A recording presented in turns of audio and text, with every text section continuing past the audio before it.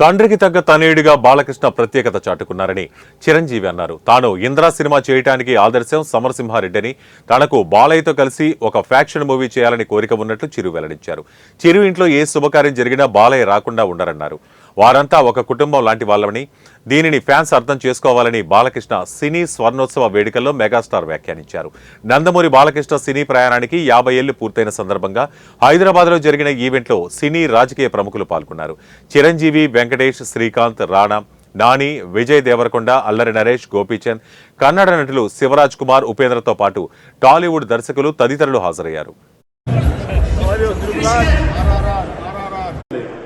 వారికి చెప్పాలంటే ఇంద్రసేనారెడ్డి గారు చేసినటువంటి సినిమా ఇన్స్పిరేషన్ కూడా సమరసింహారెడ్డి.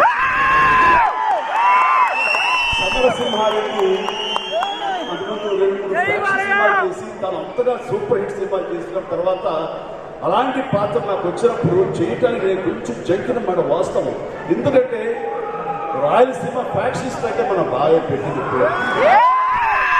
ఆ పాత్ర నేను చేసి ఒప్పించాలి అంటే ఎలాగా అనేది అమ్మేదా నేను ఎంత తర్జన భర్జన పడ్డాను. కానీ ఆ కథ కంటెంట్ నాకు ఎస్ చెయ్యలాగా ఉసుకొల్పింది. ఎస్ అంటే అలా చేయడం జరిగింది. అది కూడా అంతకంతగా మీరు అందరూ ఆదరించి ఆ రకంగా నామరామించి విజయాన్ని అందజేశారు అని నేను అనుకుంటున్నాను.